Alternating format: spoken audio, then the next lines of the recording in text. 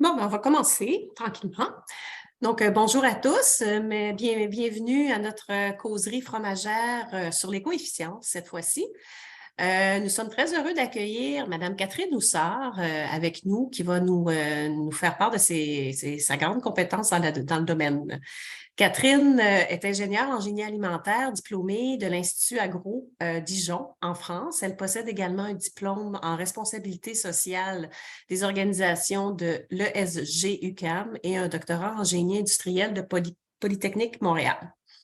Ayant œuvré une quinzaine d'années dans l'industrie pour les grands groupes comme Air Products, Sidel, qui est une filiale de Tetra Pak et Cascade, elle a une bonne connaissance des enjeux du milieu opérationnel. Au cours des 4 dernières années, elle a aussi acquis une expérience solide en consultation dans le domaine du développement durable, d'abord à titre d'analyste principale pour le groupe AGECO de 1919 de 2019 à 2021, pardon, et maintenant d'agent de recherche et chargé des relations partenariales au CIREGL, le Centre d'expertise sur l'analyse du cycle de vie et la transition durable affilié à Polytechnique Montréal, le GS-UQAM, ESSO et l'École polytechnique fédérale de Lausanne en Suisse. Également vice-présidente de l'ONBL Polycarbone du Conseil du système alimentaire montréalais et de... Mon Dieu, excusez-moi, j'ai perdu mon texte. Bon, excusez-moi. Membre du Conseil du système alimentaire montréalais et du projet Chemin de transition en tant qu'experte empreinte écologique. Elle est très engagée dans la mise en œuvre de la transition alimentaire durable au Québec.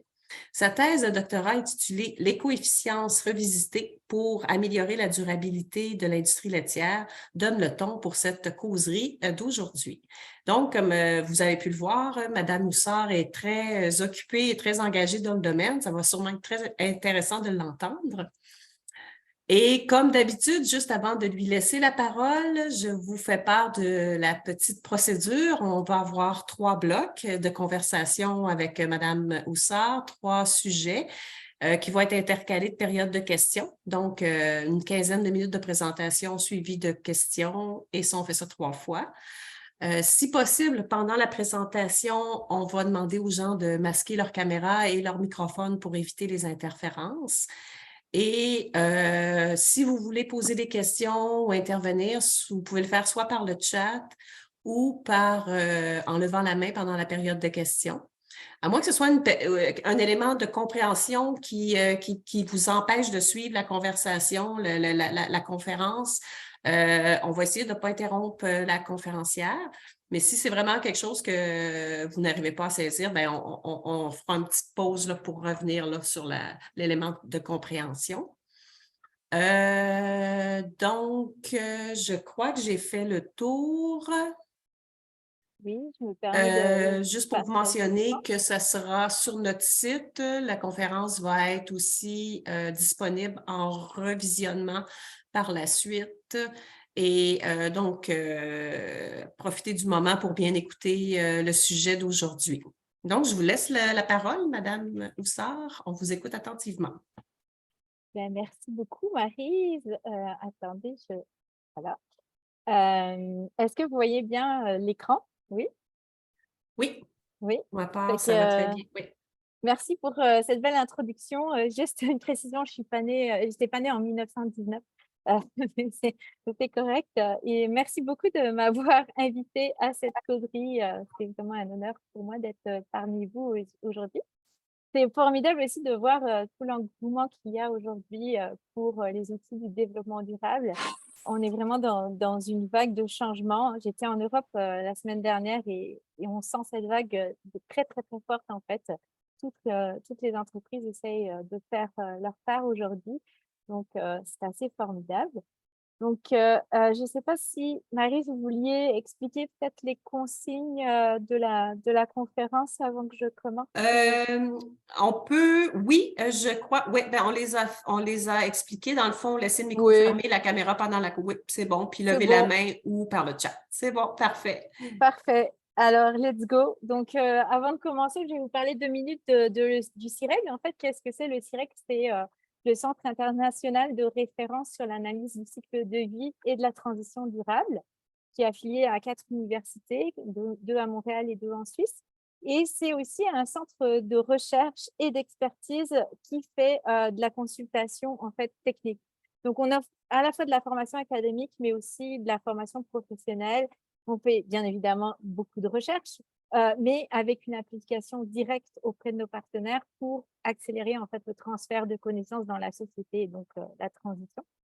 Et on produit aussi de nombreuses communications scientifiques, mais pas que. On produit aussi en fait du contenu pour les médias pour essayer de démocratiser au plus possible les connaissances sur l'analyse de cycle de vie. Donc, depuis plus de 20 ans, on travaille à mettre en œuvre les métriques de la durabilité dans la société en vue de la transition durable. Et notre réputation, elle est faite, hein. Nous sommes reconnus internationalement pour notre rigueur, notre savoir-faire, nos nombreuses réalisations, tant sur le point de la recherche que sur l'accompagnement de nos partenaires, qu'ils soient industriels, gouvernementaux ou institutionnels. Notre corps de métier, c'est bien sûr la mesure de la durabilité avec une approche cycle de vie, donc analyse du cycle de vie environnemental, analyse du cycle de vie social aussi, analyse du coût du cycle de vie ou éco-efficience. Et nous réalisons aussi des bilans GES d'entreprise et des empreintes carbone et eau des produits. De plus, en fait, notre équipe d'analystes est organisée en pôle d'expertise pour supporter nos partenaires dans différents types de décisions, que ce soit au niveau de l'efficacité opérationnelle, du positionnement stratégique ou de la gestion des risques et de la résilience. Donc voilà, ça fait un petit peu le tour. Ah bah oui, j'allais oublier le plus important, nos partenaires. Nous en sommes en fait à notre 4e chaire de recherche industrielle sur le cycle de vie, en fait, qui permet d'offrir à nos partenaires un accompagnement sur mesure. Et donc, c'est ceux qui sont dans l'encadré.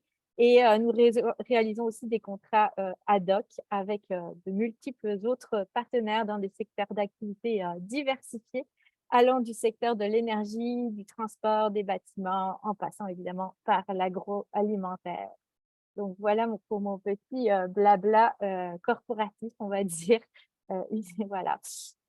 Donc pour ne pas rompre avec la tradition, comme le disait Maryse, on va garder le format des causeries fromagères. Donc ma présentation intitulée « Mettre en œuvre les coefficients dans l'industrie laitière » va être divisée en 3 sections, entrecoupées donc de périodes de questions d'environ 10 minutes chacune.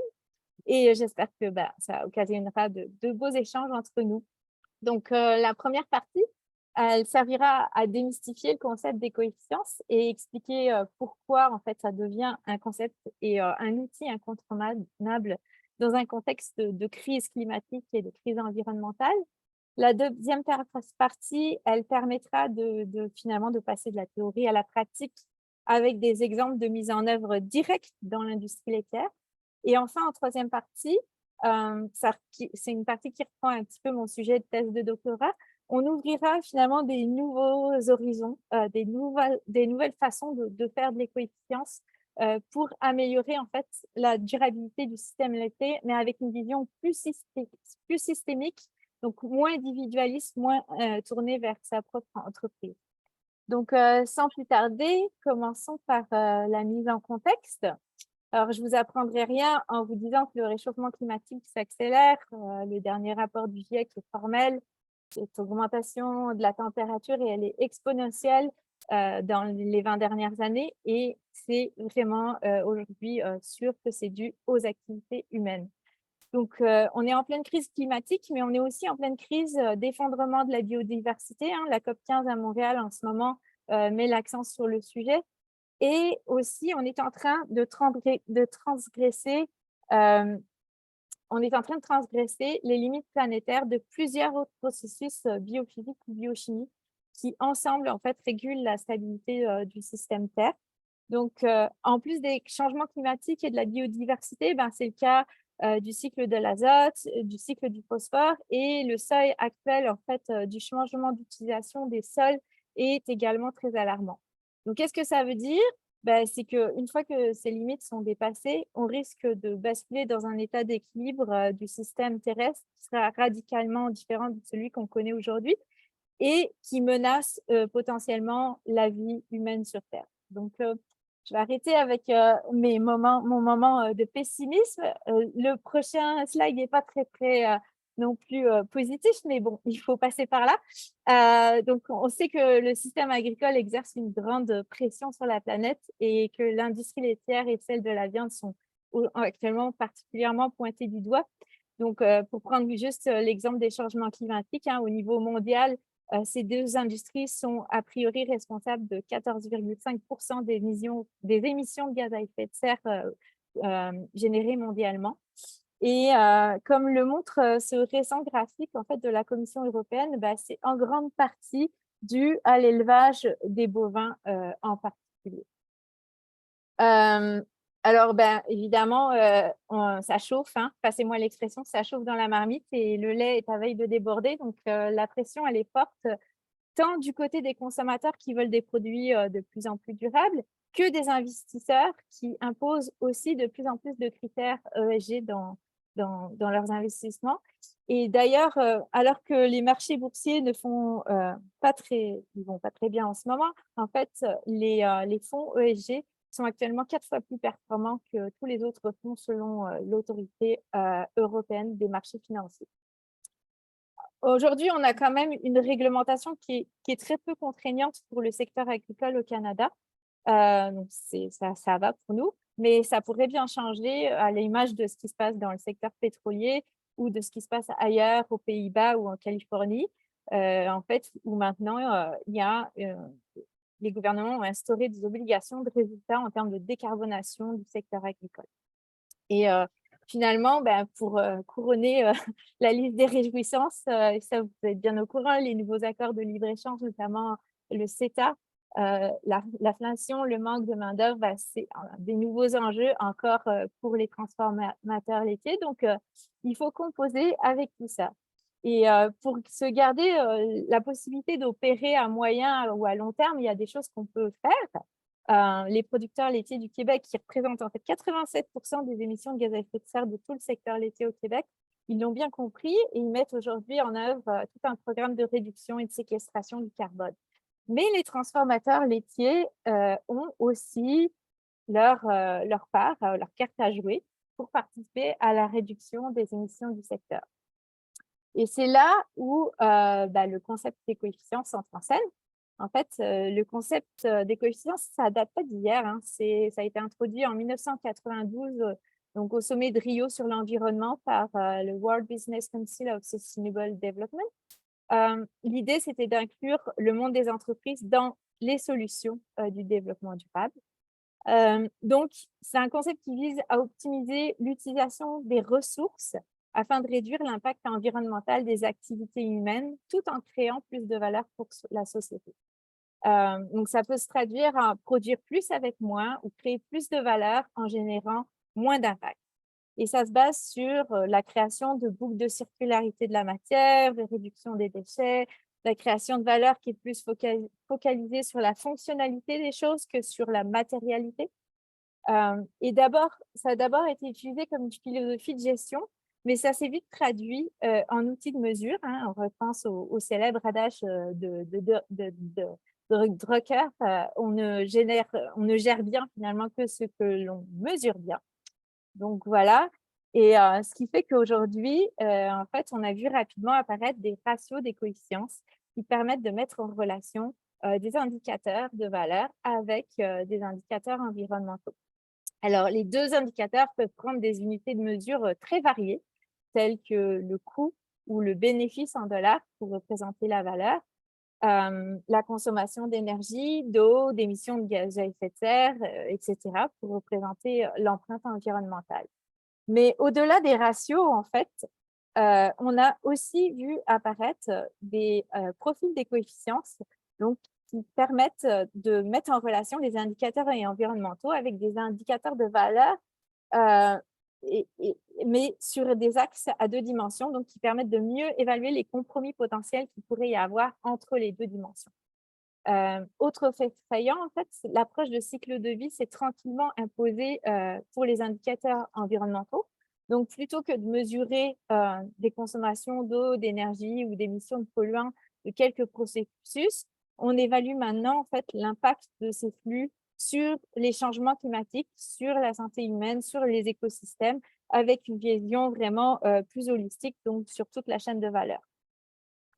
Dans les faits, en fait, depuis 2012, la mesure des coefficients s'est maintenant encadrée par une norme internationale qui s'appelle la norme ISO 14045 et qui impose donc un cadre méthodologique rigoureux par étape qui suit le référentiel d'analyse de cycle de vie ISO 14040 et 44 pour la partie environnementale. Donc, on a une méthodologie assez claire sur la façon de faire.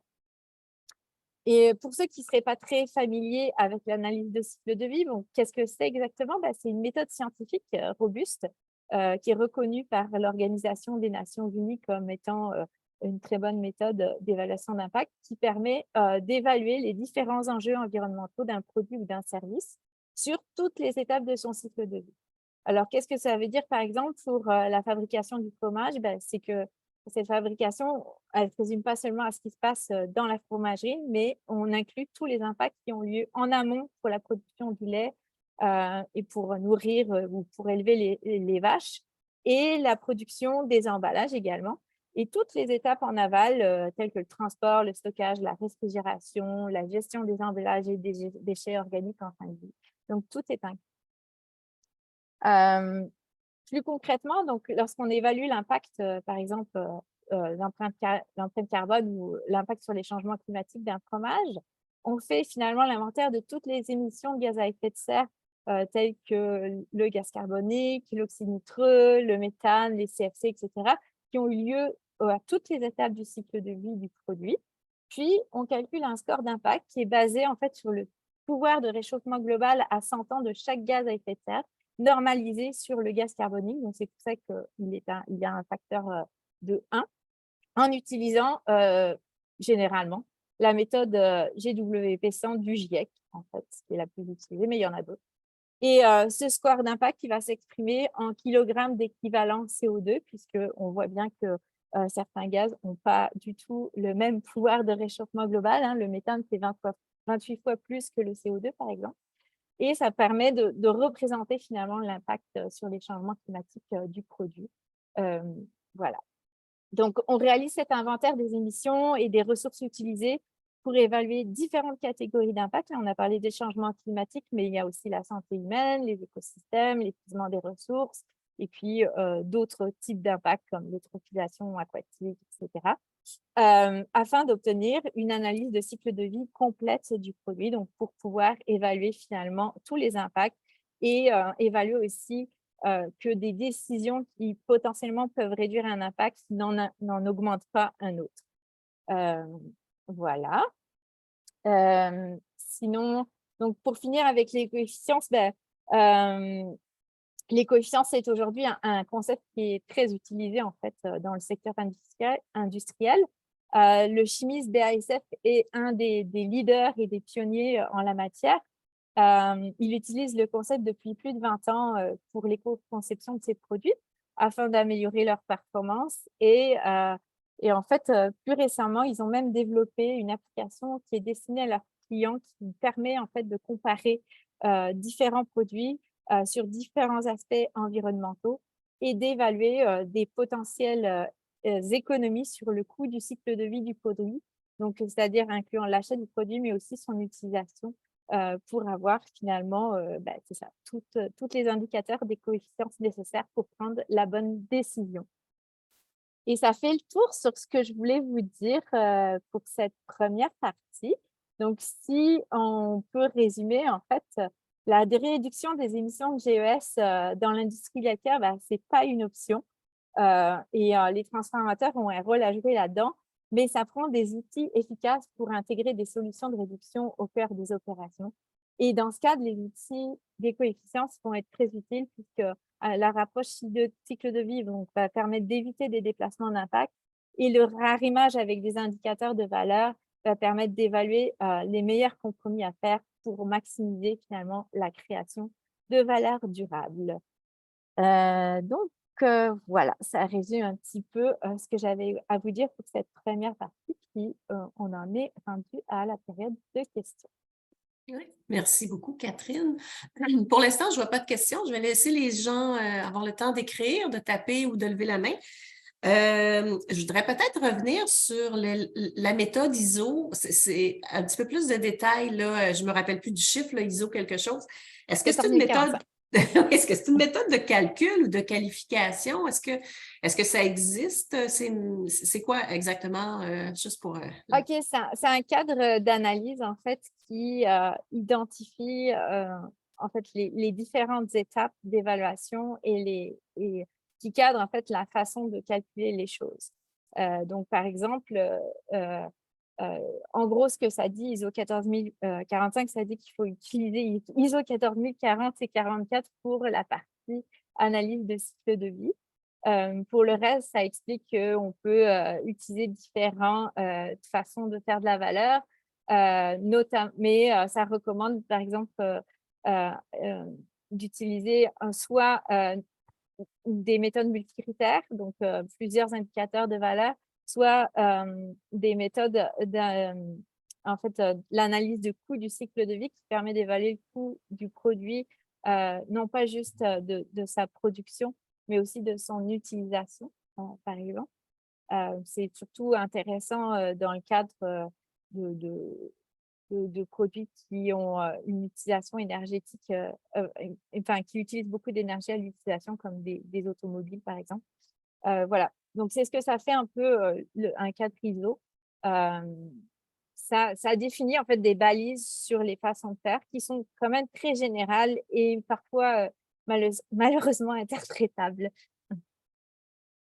Donc, c'est comme une initiative pour uniformiser à travers le monde toutes les initiatives qui doivent être, j'ai l'impression, peut-être un petit peu. Il n'y a sûrement pas de consensus déjà là, sur tout ce qui peut se faire. C'est une tentative de consensus pour que tout le monde calcule de la même façon un peu. Regarde ça. Exactement. Ouais, Et puis là, vous mettez ouais. le point sur un sujet délicat. En fait, c'est ça, c'est que tout n'est pas consensuel actuellement. Il y a plusieurs méthodes qui se côtoient. Donc, l'idée, et puis en particulier en éco-efficience, donc l'idée, c'était de faire en sorte qu'on ait une façon de faire pour qu'on puisse comparer les choses. C'est pas nécessairement vrai aujourd'hui. Il y a encore, même sans parler des coefficients, juste en analyse de cycle de vie, il y a par exemple différentes façons d'allouer les impacts entre des produits et des coproduits. Et qui sont, ben, il y a une hiérarchisation, mais il y a plusieurs façons de faire. Et donc, il faut en être conscient parce qu'en fait, on ne peut pas comparer des choses qui ne sont pas calculées de la même façon. Et donc, le savoir, c'est important et essayer d'avoir une méthode la plus harmonisée possible, ben, ça aide. Mais c'est sûr que l'analyse de cycle de vie et les coefficients, c'est pas très vieux, hein, et donc, du coup, c'est normal qu'il y ait encore des, que le consensus soit pas là sur toutes les façons de faire. On a la même problématique avec aujourd'hui les calculs de bilan GES qui sont faits par tous et chacun de façon différente, même s'il y a le GHG protocole, en fait, il est interprété de différentes façons et qui donne des résultats différents. Donc, bah, c'est ça. C'est notre travail aussi de réconcilier un petit peu tous les résultats et puis de faire en sorte que les méthodes évoluent de façon à créer de meilleurs consensus et surtout d'être le plus cohérente possible pour Oui. répondre à ce qu'on analyse. On a quelques petites questions sur le chat. J'ai de la misère avec ma souris aujourd'hui, je l'enlève. Bon, quelle charge de travail, effort financier, une analyse complète d'une fromagerie peut exiger en temps et en argent? Ouais, ça, c'est la question que je peux pas vraiment répondre. Il faudrait qu'on. Non, mais en fait, une analyse de cycle de vie, il y a plusieurs, et des coefficients, il y a plusieurs façons de le faire. On peut le faire de façon simplifiée, et puis c'est souvent itératif.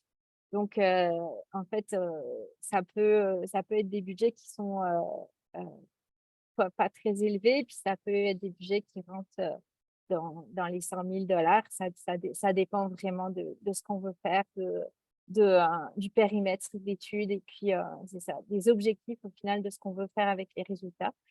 C'est sûr que quand on veut comparer nos produits à la concurrence, donc faire de la divulgation au public, ben, ça prend des balises supplémentaires. En général, on doit réunir des panels d'experts pour valider en fait la qualité des résultats de l'analyse et forcément, ça coûte un petit peu plus cher. Voilà. Oui, puis j'imagine que c'est de toute façon nécessaire pour être en mesure d'avoir une objectivité sur ce qu'on a présenté, parce que sinon, étant donné qu'il n'y a pas de consensus et méthode officielle, si on peut dire, je pense Ben, qu'on pourrait oui, non, peut-être. il y a Ouais. méthode officielle, il y a quand même des consensus scientifiques. Après, c'est pas tout le monde qui les respecte, ça, Mhm. c'est une chose. Mais après, nous c'est sûr que quand on s'engage, en fait, c'est que la méthode n'est pas 100% standardisée parce qu'elle dépend des objectifs de l'étude. Donc, un Mhm. périmètre va pas être défini de la même façon dépendamment des objectifs de l'étude. Et ça, bah, ce qui fait que, en fait, si le périmètre n'a pas été défini de la même façon entre deux études, elles ne vont pas être comparables. Et voilà. Je On pense a qu'il y a une une main autre levée, question. oui, Oui, Dominique. Mhm. Oui, Dominique Arsenault du ministère de l'Agriculture, des Pêcheries et de l'Alimentation. J'ai une question par rapport aux analyses de cycle de vie. C'est juste pour confirmer un peu peut-être ce que je peux m'imaginer, c'est qu'une analyse de cycle de vie simplifiée serait plutôt utilisée, par exemple, pour comparer ces produits avec les siens. Dans le fond, si on fait une action sur un produit, on utilise un équipement qui fonctionne à l'électricité plutôt qu'un équipement qui fonctionnait avec une autre énergie là, qui est une autre plus énergie. polluante, là. Ouais. Euh, Puis après ça, comparer ce que ça va nous amener là, comme bénéfice. Là. L'analyse de cycle de vie simplifié pourrait être utilisée, tandis que si on veut comparer ces produits avec d'autres produits ou faire, comme vous dites, un peu de divulgation au public, on devrait utiliser celle qui est revisée par les pairs. Ouais, bah, et puis en plus, pour rajouter une couche à ça, en fait, il y a l'analyse de cycle de vie, donc la méthode d'analyse de cycle de vie, puis on a d'autres méthodes aussi simplifiées, par exemple l'input-output, qui permet en fait de regarder de façon très générale, avec des bases de données générales, qu'est-ce qui se passe globalement. Donc ça donne une vision très, très grossière euh, Mhm. de, de l'impact, mais qui permet en fait de dégager facilement en fait quand il y a des points chauds, donc des endroits où il y a des gros contributeurs, de les dégager rapidement pour pouvoir affiner ensuite ces résultats-là. Donc, on a plusieurs façons de s'y prendre pour rendre le processus accessible, dépendamment des objectifs, effectivement. Et puis, quand on fait une analyse de cycle de vie pour évaluer différentes technologies, ce n'est pas forcément simplifié parce qu'il y a pas mal de paramètres à prendre en compte qui peuvent justement inverser potentiellement les résultats si c'est mal fait. Mhm. Ça dépend vraiment, c'est du cas par cas, là.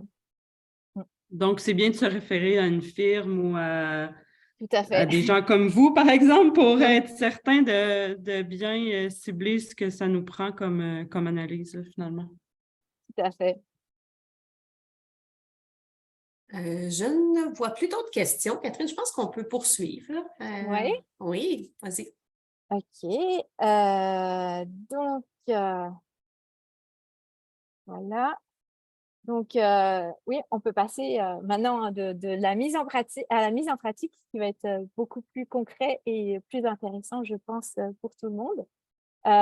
Donc, on sait aujourd'hui que les principaux enjeux des transformateurs laitiers sont de bien gérer finalement les flux de matière et d'énergie, parce que c'est aussi ce qui sont les principaux contributeurs à leur impact environnemental. Ça inclut évidemment la matière première, notamment le lait et les ingrédients laitiers qui sont connus comme les plus gros contributeurs. On le verra plus loin dans la présentation. mais aussi d'une moindre mesure les emballages que je ne vais pas représenter ici, puis d'autres éléments. Ça inclut l'énergie aussi, notamment les énergies fossiles, le gaz naturel utilisé notamment pour les procédés thermiques, les opérations nucléaires, l'échange de chaleur, d'évaporation, de séchage, qui sont très énergétiques, très demandants d'un point de vue énergétique, ou les opérations de transport, mais aussi les fuites de gaz réfrigérants, les halocarbures aussi, qui sont des puissants gaz à effet de serre, par exemple. L'eau, c'est toujours un point important. L'eau, il y a d'abord l'eau consommée pour le lavage des installations, mais aussi les eaux blanches et les eaux usées qui sont rejetées suite au lavage, justement, et qui sont polluées. Et la DBO et la DCO élevée des eaux blanches en particulier, c'est vraiment un problème pour l'utilisation des cours d'eau. Et donc, elles doivent être traitées avant d'être rejetées. Mais en fait, la récupération des constituants du lait grâce à l'utilisation de procédés baromembranaires, justement, pourrait vraiment améliorer les coefficients de ces processus et donc les rendre moins néfastes pour l'environnement. Ça se fait déjà beaucoup, hein. Et puis, le dernier enjeu important, c'est la gestion des sous-produits, notamment le lactosérum, qui est un enjeu et aussi un beau défi des coefficients, puisque le transformer en coproduit à haute valeur ajoutée, c'est un champ d'action potentiel de mise en œuvre de l'éco-efficience. Donc, tous ces flux représentent plusieurs champs d'amélioration potentielle de la performance économique et environnementale des systèmes par la mise en œuvre de l'éco-efficience. Et donc maintenant, si on veut rentrer dans une application concrète d'analyse de cycle de vie, comme je disais tantôt, l'analyse de cycle de vie des produits laitiers, elle va inclure toutes les étapes de la ferme jusqu'à la fin de vie des produits, en passant par les pertes de matières premières et leur traitement à chaque étape. Et lorsqu'on regarde, par exemple, ici, la contribution de ces étapes sur les changements climatiques et l'utilisation des ressources fossiles pour l'exemple du lait de consommation et du fromage, on s'aperçoit que c'est toujours l'étape de production du lait à la ferme qui domine très largement les impacts sur les changements climatiques pour les deux produits. Et ça, c'est relié notamment à la production de méthane lors de la fermentation entérique, à la gestion des fumiers et aussi aux émissions d'oxyde nitreux, donc il y a un gaz à effet de serre très puissant qui est émis pendant les cultures au champ. Donc, maintenant, si on regarde les énergies fossiles, les principaux contributeurs pour le lait de consommation et le fromage sont différents. En fait, pour le lait de consommation, c'est partagé entre la ferme, la production des emballages et l'énergie thermique de pasteurisation dans l'usine de transformation, alors que pour le fromage, c'est encore clairement la ferme qui est le principal contributeur. Alors, comment on explique cette différence? C'est parce que déjà, sur ce graphique, les résultats ils sont normalisés à 100%. Mais en valeur absolue, en fait, l'impact du fromage serait nettement plus élevé que celle du lait de consommation. Et pourquoi? Tout simplement parce que la fabrication du fromage requiert beaucoup plus de lait. Ça, j'apprends rien à personne. Voilà. Et ici, dans cette étude, en fait, on montre que l'impact environnemental des produits laitiers est directement corrélé à la quantité de lait entrant dans le système. Donc, plus la quantité de lait requis par kilo de produit fini est importante, plus son impact environnemental va augmenter. D'où l'importance en tant que transformateur d'optimiser l'utilisation du lait cru et de ses constituants pour améliorer les coefficients des systèmes de production laitière. Donc, dans ce cadre, justement, je vous propose de regarder ensemble un cas d'étude qui a été réalisé par un étudiant au doctorat de la chaire de recherche industrielle CRSNG Novalet en efficience des procédés de transformation du lait, qui était dirigé par le professeur Yves Pouliot, qui a été aussi mon co-directeur de thèse. Et donc, dans ce cas d'étude, il y avait 3 scénarios de valorisation du lait cru pour la production de fromage cheddar. Un procédé conventionnel de standardisation du lait, un scénario où on a ajouté une unité d'ultrafiltration après l'écrémage pour augmenter finalement le rendement fromager, donc enrichir le lait en protéines avant le procédé fromager, et un scénario où on ajoute d'autres procédés baromembranaires pour mieux valoriser en fait les protéines de perméa et du lactosérum en WPC80 par exemple. Alors, En fait, je vais avoir une question pour vous. D'après vous, quel est le scénario le plus éco-efficient parmi ces 3 scénarios? Je vous propose de les classer du plus éco-efficient, non, oui, c'est ça, du plus éco-efficient au moins éco-efficient et de mettre vos réponses dans le chat. Là, je vais vous laisser quelques secondes. Allez-y intuitivement. En fait, c'est ça l'idée, c'est d'y aller intuitivement. Voilà, je vais vous laisser quelques secondes pour le faire.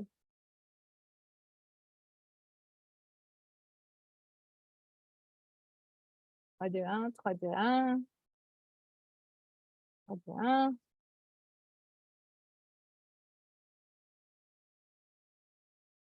Ok.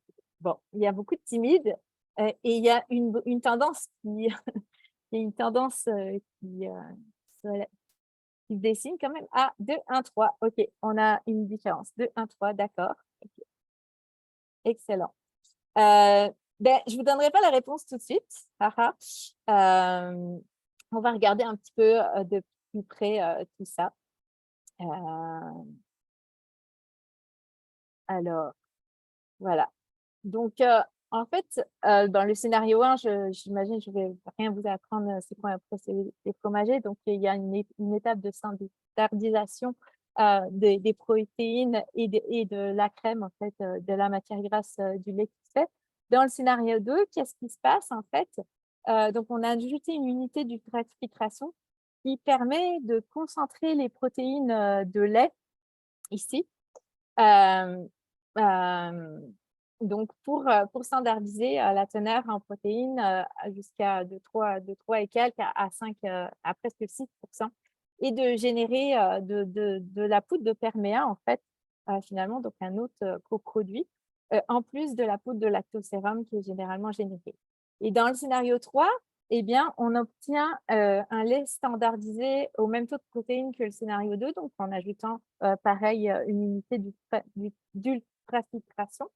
Mais on ajoute aussi une unité d'osmose inverse pour concentrer en fait le perméa d'ultrafiltration avant séchage, donc qui nous donne de la poudre de perméa, et une unité d'ultrafiltration et d'osmose inverse pour produire un concentré en fait de protéines de lactosérum plutôt que de la poudre de lactosérum, qui va être concentré ici à 80%, donc WPC 80. Voilà. Et pour les 3 scénarios, en fait, on a un intrant de lait cru qui est identique. On s'est basé sur 1000 kg de lait qui entre dans le système. Et on obtient la même quantité à peu près de fromage à la fin. Donc, on a un rendement global qui est similaire entre les 3 scénarios. Qu'est-ce qui va changer?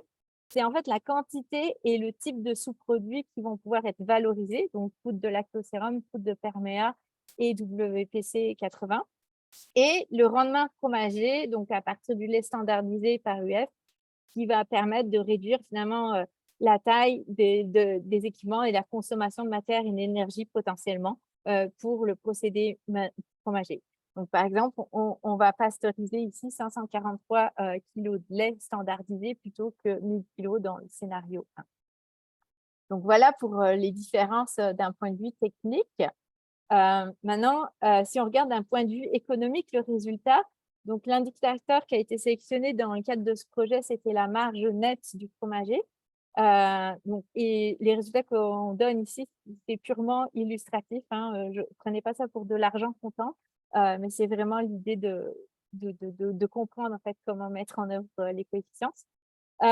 Donc, ce qu'on voit, c'est que la marge nette ici diminue pour le scénario 2 et augmente pour le scénario 3 par rapport au scénario 1. Et cette diminution de marge nette pour le scénario 2 s'explique par une augmentation de la consommation énergétique, notamment la consommation de gaz naturel pour l'évaporation et le séchage de la poudre de perméa supplémentaire, et également une augmentation du volume d'eau usée qui est rejeté. L'augmentation de la marge nette pour le scénario 3, elle s'explique par une diminution de la consommation de gaz naturel pour les opérations de séchage, puisqu'en fait, les opérations baromembranaires, donc osmose inverse et fracturation, ont permis de préconcentrer finalement le perméa de lait crémé et le perméa de lactosérum, et c'est plus efficient d'un point de vue énergétique. Et puis, la meilleure performance économique du scénario 3, elle s'explique également par une augmentation des recettes, donc des profits, grâce à la vente de WPC80, qui est un coproduit qui a une haute valeur ajoutée. Donc voilà, ça c'est la partie économique. Maintenant, si on arrime les indicateurs environnementaux à l'indicateur de valeur qu'on vient de voir, ben, on va obtenir des ratios d'éco-efficience qui correspondent en fait à la marge nette dégagée par unité d'impact environnemental et qu'on va représenter ici par 5 ratios. Donc, tous les résultats sont présentés en relatif par rapport au meilleur scénario, qui est le scénario en vert, et donc qui est normalisé, lui, à 100%. Et c'est donc le scénario 3, donc, qui est le vert, qui est le plus éco-efficient. Il est de 3 à 24% plus éco-efficient que le scénario 1, donc le scénario conventionnel, pour les différents ratios qu'on regarde. Le scénario 2, il est par contre moins éco-efficient que le scénario 1 sur toutes les dimensions. Donc, qu'est-ce que ça veut dire? C'est que l'introduction des unités de concentration et de purification aux étapes de valorisation des coproduits, elle va avoir permis de réduire finalement la consommation d'énergie non renouvelable, donc notamment de gaz naturel pour le séchage, et d'augmenter la valeur marchande des coproduits sur le scénario 3. Par contre, quand on regarde le scénario 2, en fait, le fait de concentrer le lait va, oui, augmenter le rendement fromager, donc ça, c'est une bonne chose, mais pas l'éco-efficience, ce qui, a priori, au prime abord, aurait pu paraître contre-intuitif. Et quand on voit vos réponses, effectivement, ça l'était, puisque tout le monde disait 3-2-1, ou la plupart, mais non, c'était 3-1-2, voilà. Donc, voilà pour la petite histoire de ce projet-là. Et alors, en lien avec la question que vous m'avez posée à la première partie, la modélisation de ces systèmes, ça peut paraître complexe. Et effectivement, ça demande du temps et ça nécessite souvent un haut degré d'expertise et de nombreuses données. Mais pour pallier à ce frein, en fait, la chaire en efficience des procédés de transformation du lait de l'Université Laval, en collaboration avec Novalet et la société de valorisation Axelis, est en train de développer un logiciel en fait d'évaluation de l'éco-efficience des procédés de transformation du lait qui est issu des travaux de Scott Benoît, l'étudiant dont j'ai présenté le cas d'étude juste avant, qui va permettre en fait de rendre tous ces calculs d'éco-efficience facilement opérationnalisables dans l'industrie. Alors, comment ça fonctionne? Ce logiciel, c'est un logiciel de simulation de procédés qui contient une bibliothèque de procédés unitaires qui est spécifique à la transformation laitière. Ça, c'est particulièrement nouveau, ça n'existait pas. Et il permet de modéliser en fait des lignes de production en tenant compte des opérations unitaires avec un certain nombre de paramètres opératoires qui vont être entrés par l'utilisateur et aussi des paramètres qui sont fixes. Et donc, la modélisation mathématique paramétrée permet de simuler des bilans de matière et d'énergie pour chacune des opérations.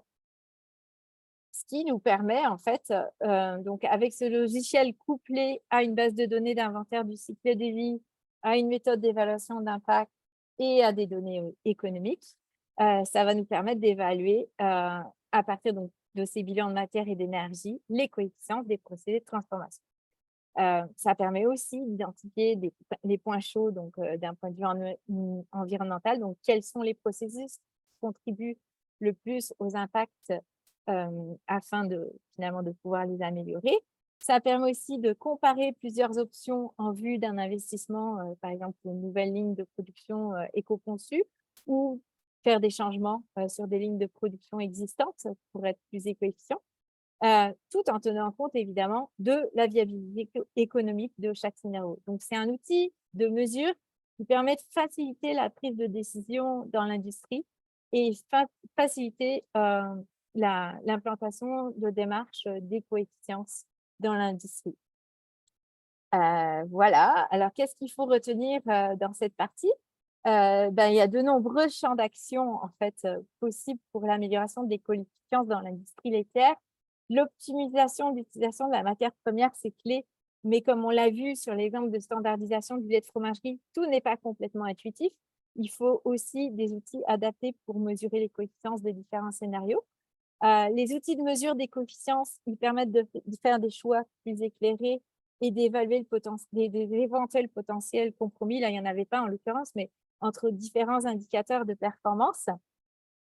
Et bien que la mesure des coefficients nécessite pour l'instant de l'expertise en analyse du cycle de vie, le développement d'outils informatisés tels que le logiciel de simulation de procédés simulés là, que je vous ai présenté, peut faciliter son opérationnalisation. Donc voilà, donc on va pouvoir passer à la prochaine période de questions. Bon, merci beaucoup, Catherine. J'ai toujours pas de signe de question. Moi, j'en ai une qui va peut-être choquer quelques personnes. Étant donné que c'est le lait, notre grosse source de non-acceptabilité sociale au niveau de l'éco-efficience, est-ce que vous croyez que l'utilisation de lait de laboratoire pourrait rendre le lait du côté clair et non pas du côté obscur de l'éco-efficience? Oh c'est une grosse question, j'ai pas de réponse à ça. Je savais même pas honnêtement qu'on était capable de faire du lait de laboratoire comme de la viande de laboratoire. Je me suis plus intéressée au sujet de la viande de laboratoire.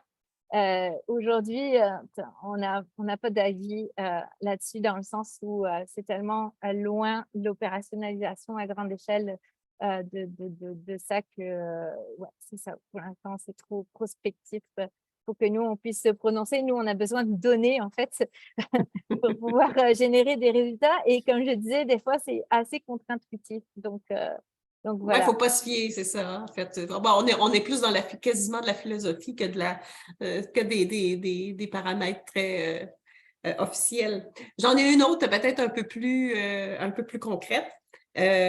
Au niveau du logiciel dont vous avez parlé, est-ce qu'il a été déjà testé dans quelques entreprises actuellement? Alors ça, c'est une bonne question. En fait, je ne suis pas au courant des derniers développements qu'il y a eu. Je sais qu'il y a eu une étude de marché qui a été faite, en fait, auquel j'avais participé. Et donc, on avait rencontré un certain nombre de transformateurs laitiers pour valider l'intérêt. Et effectivement, il y avait un intérêt. Donc, c'est pour ça que le projet suit son cours. Il est vraiment en phase de maturation technologique. Puis ça va prendre encore de ce que j'ai compris, au moins 1 ou 2 ans avant qu'il soit vraiment commercialisable. Puis sous quelle forme aussi de commercialisation, c'est un autre élément que je n'ai pas la réponse. Donc, à ce moment, vous êtes encore le groupe. Ah, mais ils sont il y a encore en quelqu'un qui a la développement. réponse ici. Oui, c'est ça, je voyais Pouliot qui a levé la main, là. Je vais le laisser parler. Oui, en fait, dans le développement du logiciel, on a eu deux phases de validation. Une avec un procédé fromager réel. On était surtout inquiet des bilans de matière et d'énergie. Et puis, on a validé sur une fabrication de mozzarella. On a validé aussi sur un système d'ultrafiltration multistage sur du lactosérum. Et les données obtenues par la simulation étaient très réalistes dans le contexte où on le fait. Mais c'est les seules validations qui ont été faites à date, là. Les prochaines étapes pour le projet, c'est...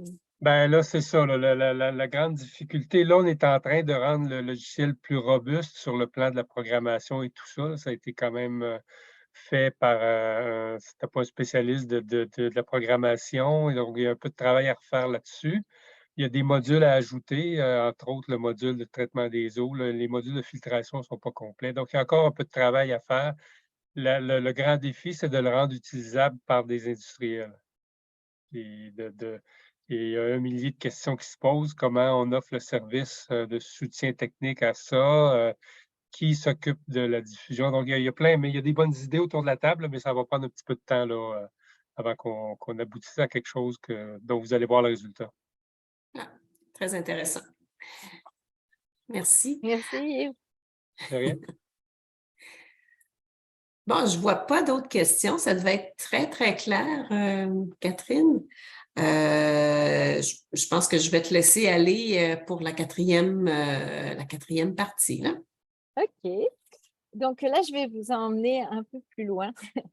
Dans la partie précédente, on a vu comment les coefficients pouvaient nous aider à analyser la performance d'un système de produit.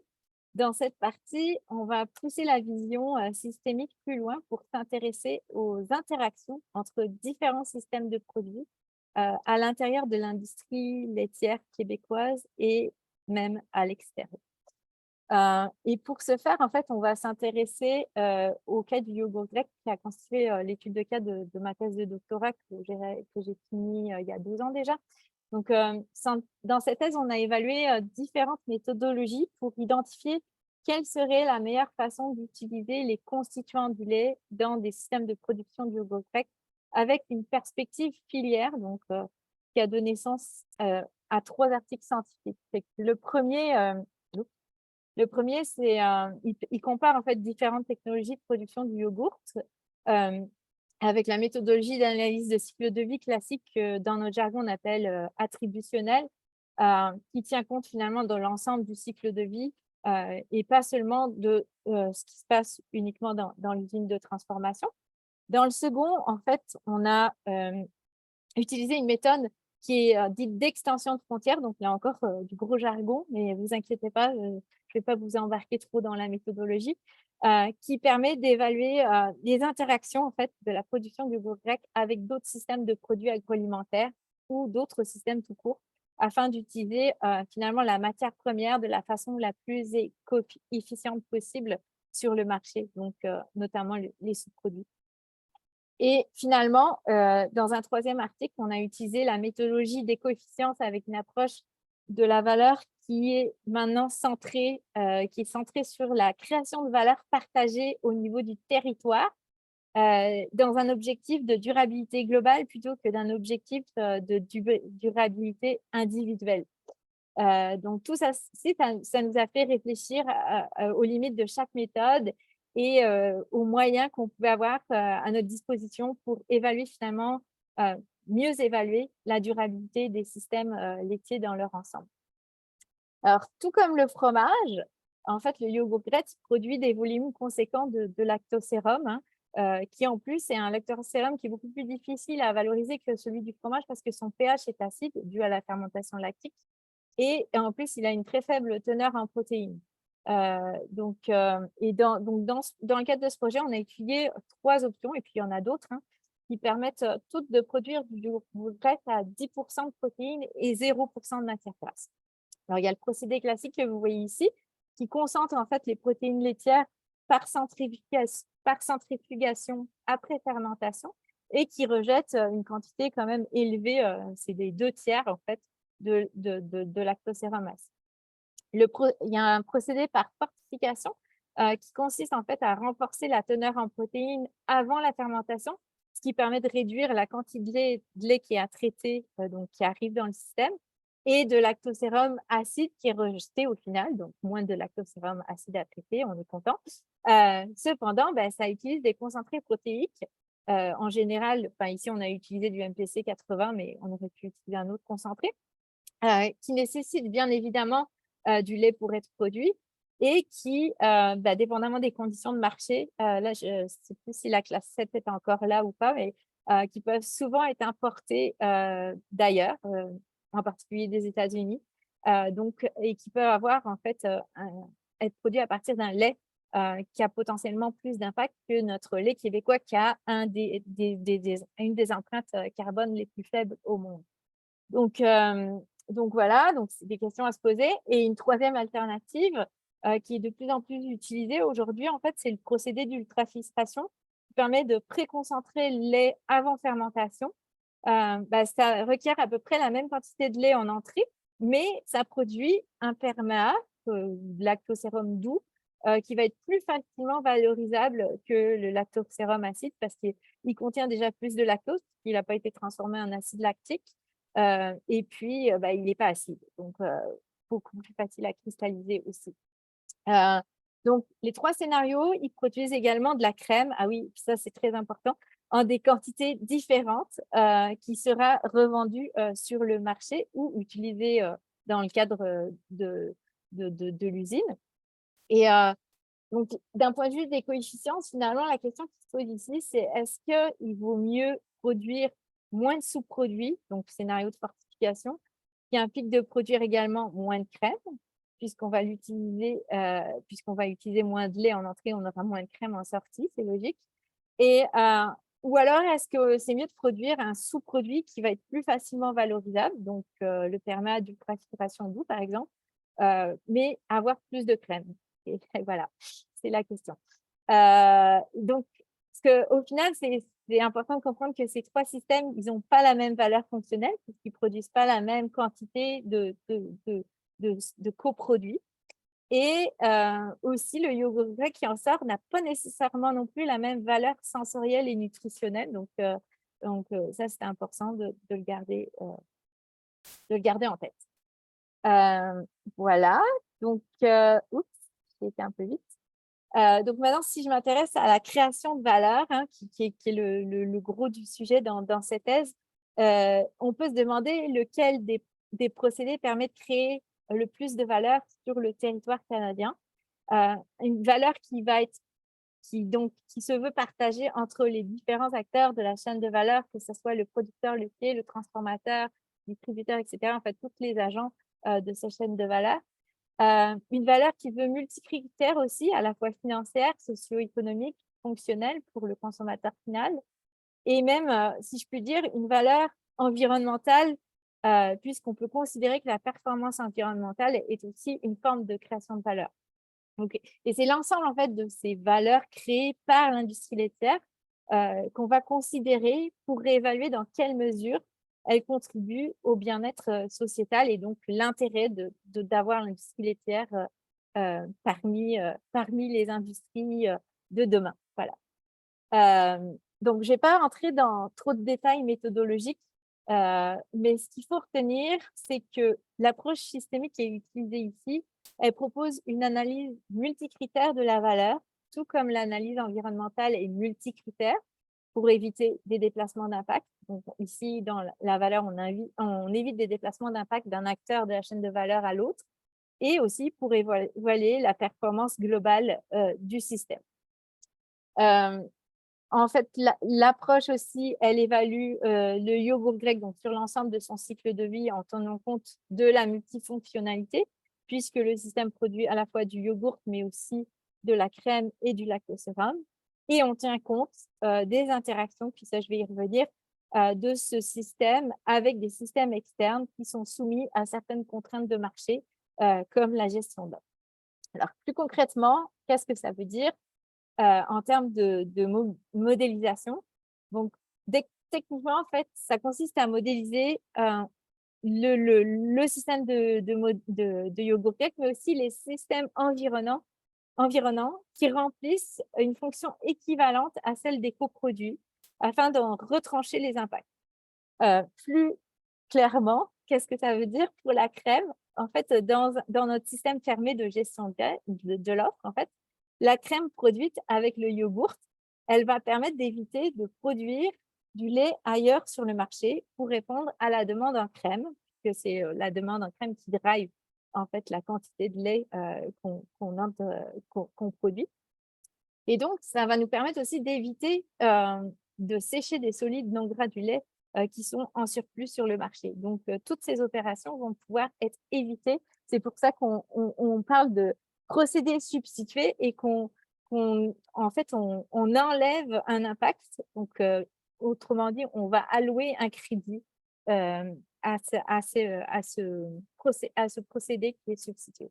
De la même façon, pour le lactosérum, en fait, on peut l'utiliser de différentes façons. Ici, on a essayé de remplacer une quantité de nourriture équivalente en termes nutritionnels qui aurait été fabriquée pour l'alimentation porcine. Donc, par exemple, du maïs riche en glucides comme le lactose qui peut être remplacé. Puis, c'est ce qui se fait d'ailleurs couramment dans le cadre de l'utilisation du lactosérum du yogourt grec. Donc voilà. Donc, qu'est-ce que ça fait, ce type de modélisation? Ça permet de mesurer les impacts des trois systèmes de produits, donc centrifugation, fortification, filtration, d'évaluer les phases du cycle de vie qui contribuent le plus aux impacts pour chacun des indicateurs environnementaux. Donc, ici, on évalue les changements climatiques, la santé humaine, la qualité des écosystèmes et l'utilisation des énergies fossiles. Et de considérer donc en vert ici des crédits qui sont procurés par la substitution d'autres systèmes, donc qui évitent en fait l'existence d'autres systèmes.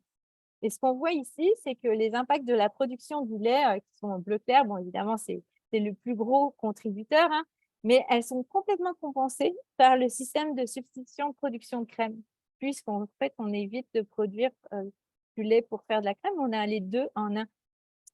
Par contre, en fait, ce qu'on voit ici, c'est que le lactosérum a finalement très peu d'influence sur les résultats, tant en termes d'impact que de crédit généré. En fait, c'est le vert foncé en bas et le noir ici. Donc, on voit vraiment pas beaucoup d'impact dans tout ça. Donc, au final, le résultat net entre le crédit et l'impact, il est représenté par les barres rouges. Et c'est encore un résultat qui peut paraître contre-intuitif parce que, contrairement à ce que je vous disais tout à l'heure, que finalement, c'est les systèmes où on rentre le plus de lait qui vont avoir le plus d'impact, ben ici, c'est l'inverse. C'est la meilleure performance, c'est ceux qui utilisent le plus de lait en entrée, donc les systèmes de centrifugation et d'ultrafiltration, qui vont permettre d'éviter, parce qu'ils vont permettre en fait d'éviter la production de lait ailleurs sur le marché pour répondre à la demande en crème. Donc, totalement contre-intuitif. Oups. Et donc, qu'est-ce que ça veut dire plus concrètement? Encore une fois, c'est finalement que la production du yogourt grec a 0% de matière grasse, et c'est bien important, là, à 15%, ça change tout, à 0% de matière grasse avec un procédé qui n'utilise pas de concentré de protéines importées, il va permettre de maximiser l'utilisation des constituants du lait sur le territoire canadien en produisant également de la crème. Et en effet, en fait, dans notre marché où la production de lait elle est contrainte par la demande en matière grasse, donc beurre, crème, fromage, la production de crème en même temps que le yogourt, elle va permettre d'éviter de produire du lait additionnel et donc aussi d'éviter tous les processus de séchage du lait écrémé qui augmentent en fait les surplus structurels et qu'on a du mal à écouler ailleurs que sur le marché de l'alimentation animale. Donc, si je peux même me permettre d'être un peu provocatrice, en fait, c'est assez non éco-efficient ce qui se passe aujourd'hui, hein, de produire du lait pour stocker plus de 2/3 de ses constituants sous forme de poudre, qui est en passant un procédé qui est très énergivore, pour à la fin le redonner à manger aux animaux, donc en disant même aux vaches, donc de la vache à la vache, il y a quelque chose qui ne marche pas. Donc, autrement dit, d'un point de vue environnemental, en fait, produire de la crème en même temps que du yogourt grec, donc regarder finalement plus globalement ce qu'on fait sur notre système de production laitière, ben, ça va permettre de réduire la quantité de lait produit sur le territoire et surtout de mieux l'utiliser dans la nourriture humaine. Voilà pour cette partie. Fait que maintenant, je vais intégrer les composantes économiques pour évaluer les coefficients des systèmes, parce que pour l'instant, je vous ai donné juste la partie environnementale. Donc, ici, on évalue toujours les 3 technologies, centrifugation, fortification, ultrafiltration, mais j'ai un petit peu compliqué les choses. J'ai rajouté 4 façons de valoriser le lactosérum. Donc, dans la nourriture animale, en biogaz, en poudre de perméa ou en poudre de perméa qui est produite ailleurs ou en concentré de perméa qui est utilisé sur place dans l'usine. Et une dernière, en fait, qui n'est pas une valorisation, c'est de traiter le perméa comme un déchet. Alors, ça donne 11 scénarios qu'on analyse dans un graphique de ce type, donc un graphique qui s'appelle un profil des coefficients. Tous les scénarios sont comparés au scénario de référence qui est le CEAF. Le CEAF, ça veut dire le scénario centrification avec valorisation du lactosérum dans l'alimentation porcine, donc nourriture animale, et qui est placé à l'origine des axes abscisses et ordonnées. Donc, ces scénarios de référence, en fait, que tous les autres scénarios vont être comparés à celui-ci. Donc, un différentiel. On regarde la différence d'impact environnemental, la différence de valeur économique. Le scénario le plus éco-efficient, ils vont se trouver dans la section verte en haut à droite. Ils permettent à la fois donc, un gain de performance environnementale et un gain de profit en termes de profit économique pour le transformateur laitier. Par contre, les scénarios qui sont dans la section grise, donc en particulier en haut à gauche, c'est là où on en trouve le plus, ils représentent un compromis parce qu'ils vont générer plus de profit aux manufacturiers, mais au détriment de la performance environnementale. Et ceux dans la zone rouge, mais il n'y en a pas vraiment, une chance, il représenterait finalement une perte sur les deux dimensions, donc une perte de performance environnementale et économique. Alors, il y a quelques scénarios qui se distinguent ici. D'abord, il y a un gagnant, c'est le scénario d'ultrafiltration avec concentré de perméa dans l'usine pour réutilisation directe dans l'usine, qui va permettre d'augmenter significativement le profit du manufacturier tout en offrant un gain environnemental. Et puis après, le scénario d'ultrafiltration avec valorisation du lactosérum dans la nourriture porcine, il est intéressant de le comparer au scénario de fortification. Pardon. En fait, alors, le scénario d'ultrafiltration va générer moins de profit pour le transformateur que les scénarios de fortification, mais il va offrir un gain environnemental. Il y a donc ici un compromis à faire entre le gain environnemental et le gain économique. Et en fait, ce que permet ce type de profil des coefficients, c'est de l'avoir, de visuellement pouvoir se le représenter et donc de prendre des décisions éclairées en l'occurrence.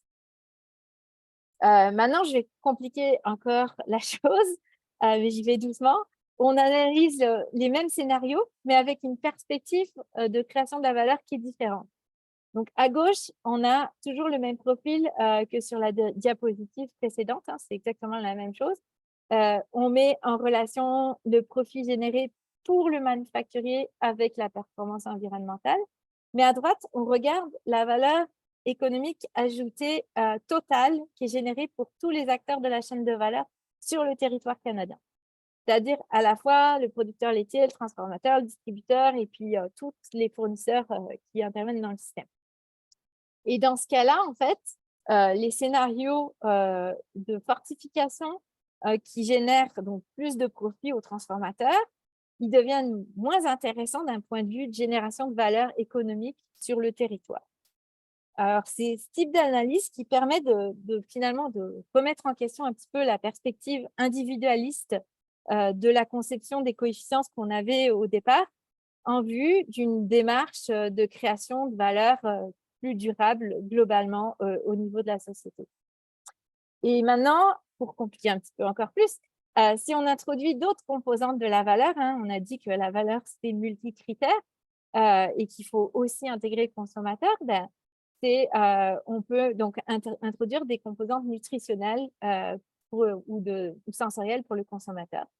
Et on s'aperçoit encore qu'il va y avoir d'autres compromis à considérer. Donc, ici, en fait, on a des résultats qui sont basés sur les travaux de Moineau-Jean de l'Université Laval et de ses collaborateurs. Et on a pu comparer en fait la valeur fonctionnelle du yogourt grec fabriqué par ultrafiltration avec celui par centrifugation. On n'a pas de données pour la fortification, voilà.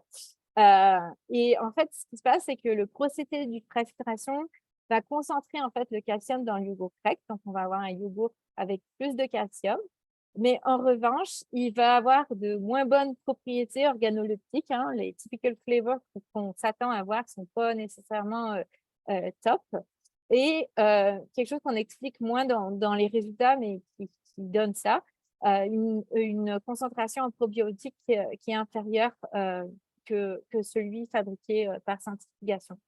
Donc, au final, le transformateur, il va se retrouver devant un choix à faire.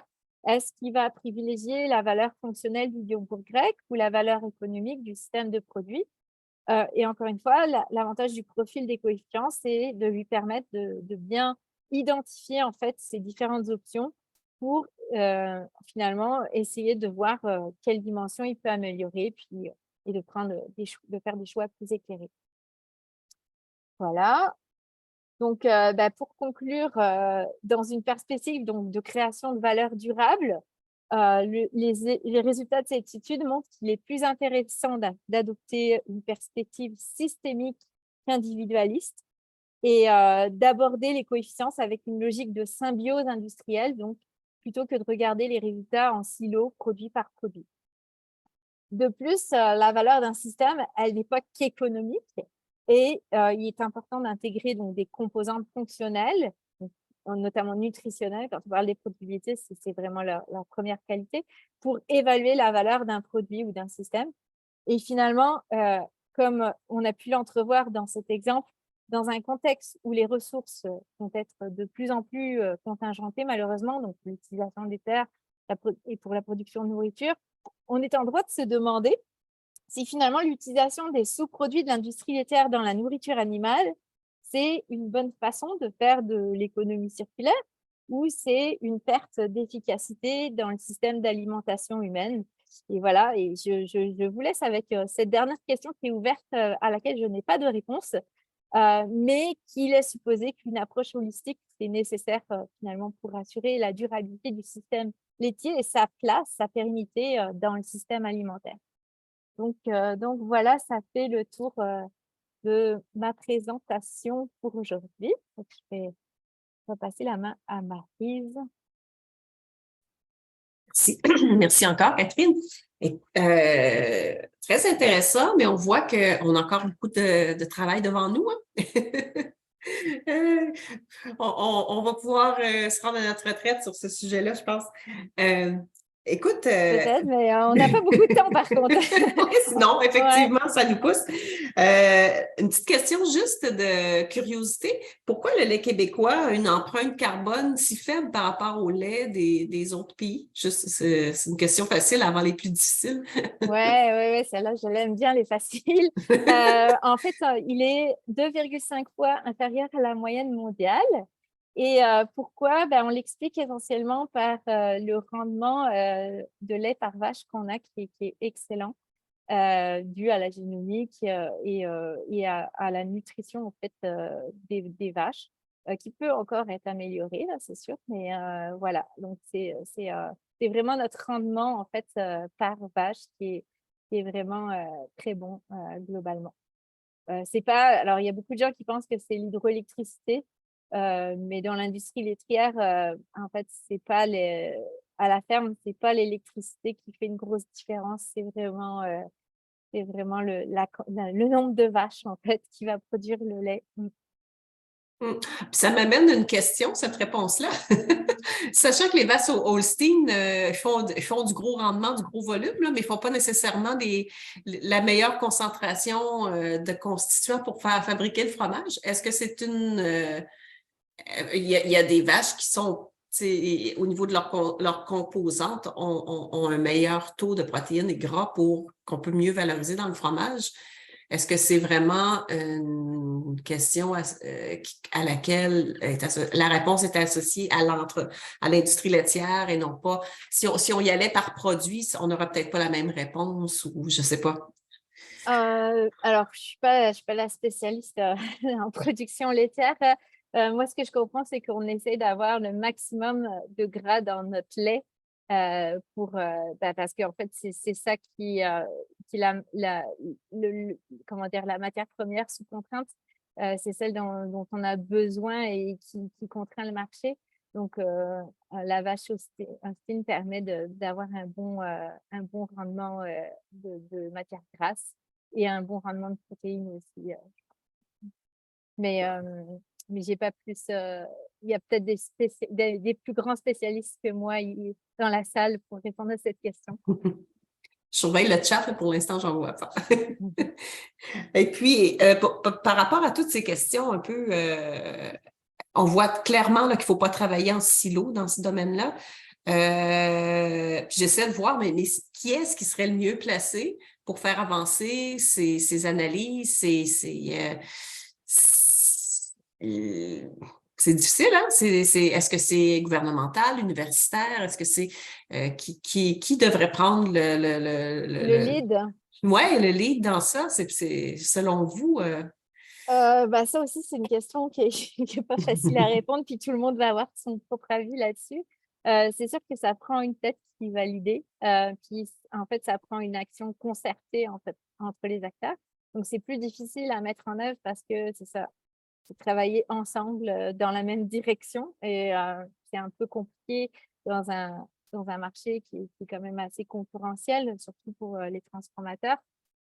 Mais finalement, dans une optique de pérennisation du système, c'est quand même quelque chose d'important à mettre en œuvre. Puis, je sais que le CILC a travaillé récemment sur justement une analyse globale de la filière laitière, de l'empreinte environnementale pour prendre pour pouvoir en fait évaluer des solutions globales pour l'industrie. Puis ça, je trouve que c'est déjà une très, très belle initiative. Donc, on va voir. J'ai pas vu de résultats encore, mais j'ai hâte de voir ça. Oui, effectivement, peut-être la filière laitière sera la meilleure option.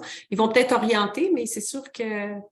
Puis, est-ce qu'il y a beaucoup d'autres initiatives? Là, on a parlé de votre action là, de votre côté. Est-ce que vous en connaissez d'autres aussi qui travaillent au niveau canadien ou québécois là, dans l'éco-efficience En laitière? éco-efficience laitière, en fait, il y a tous les étudiants de la chaire d'Yves, d'Yves Pouliot qui est là, qui ont travaillé vraiment, alors plus transformation sur les procédés de transformation et en particulier les procédés membranaires, donc vraiment plus intra-usine, avec une vision plus globale. À ma connaissance, j'en connais pas, mais il y a cette initiative effectivement j'ai dit Silk, c'est le CILQ, pour être plus exact, qui s'en vient. Et puis, je pense que, ouais, en fait, j'espère que des travaux comme on a fait vont donner des bonnes idées à d'autres pour continuer. Oui, j'ai l'impression que vraiment, le portrait dans les prochaines années, ça va tellement bouger là, qu'il va sûrement avoir quelque chose à un moment donné qui va percer puis qui va rallier un peu puis tout le monde va se mettre à ramer ensemble. Ouais, c'est ça. Mais il y a aussi des initiatives qui sont vraiment intéressantes aussi actuellement sur la carboneutralité en fait, du système laitier qui sont pilotées, je pense, plus au niveau gouvernemental. Donc, aujourd'hui, il y a des fermes pilotes qui évaluent différentes façons de réduire en fait l'empreinte carbone à la ferme et de plus séquestrer du carbone aussi dans les sols, essentiellement avec des meilleures pratiques. Et puis, c'est en train de se mettre en place. Pour l'instant, c'est à l'échelle pilote. Puis, ça devrait prendre son envol au niveau de la province. Et ça, c'est aussi extrêmement intéressant comme initiative. Oui, en effet. En tout cas, très intéressant. Bon, les gens sont très tranquilles, ce que je vois. Je vois toujours pas de questions. Il y a des remerciements. Bon, Yves, merci pour cette présentation. Reste à traiter de la dimension sociale du lait. C'est un élément aussi pour lequel on n'a pas tellement de contrôle, mais je pense que le fait de le rendre plus charmant au niveau éco-efficience va sûrement aider au point de vue social, au niveau de la perception des gens. En fait, il y a quand même une étude qui a été faite, mais qui date de 10 ans maintenant, sur l'empreinte sociale du lait québécois. C'était une étude qui avait été faite par le CIREG en collaboration avec, à l'époque, Cantis, qui est maintenant le groupe AGECO. Donc, on a quand même des données, mais c'est sûr que la situation sociale évolue beaucoup et puis que ça serait vraiment intéressant, effectivement, de refaire une analyse de cycle de vie social du lait et aussi d'intégrer en fait la composante sociale dans les outils d'éco-efficience, donc pour avoir une vision vraiment plus holistique de la situation. Très bon point. Donc, beaucoup de remerciements dans le chat. Donc, je me joins aux remerciements pour de mon côté aussi pour remercier pour cette belle présentation. C'est un domaine qui ouvre les esprits, qui demande de réfléchir un peu puis de se remettre en question. Donc, des fois, ça vaut le coup de prendre le temps d'y penser. Donc, merci encore. Et puis, ça n'arrête pas les remerciements. Tu vas voir. Donc, si tu veux passer à la diapo suivante, Catherine, je vais me permettre d'annoncer les prochaines causeries du CEFQ. Donc, au mois de janvier, nous allons parler de moules, les moules en fromagerie avec Servidoril. Et puis, au mois de février, nous aurons la causerie qui va porter sur la diapo suivante, Catherine, qui va porter sur les fleurs d'affinage avec le spécialiste en titre de la compagnie L'Allemand. Donc, on va avoir deux sujets fromagers qui s'en viennent. Donc, merci encore, Catherine, et merci à tous. Je refais un petit... non, toujours pas de questions. Puis, on va te garder, Catherine, Geneviève et Hélène aussi. Puis, on va remercier les gens. Et à la prochaine. Merci à tous. J'espère que je ne vous ai pas perdu dans trop de considérations philosophiques et que je vous laisse avec des belles pensées pour l'avenir. Voilà. Maryse, c'est Dominique qui m'appelle. Oui. Est-ce que ça va être possible d'avoir la présentation de Catherine ou Oui, ça va être. Oui, je l'ai mentionné au début, là, peut-être que tout le monde n'était pas entré, mais effectivement, ça va être disponible sur notre site Internet. Le temps de faire l'enregistrement. Bon, Geneviève travaille un peu l'enregistrement, qu'on peaufine ça, puis ça va être accessible à la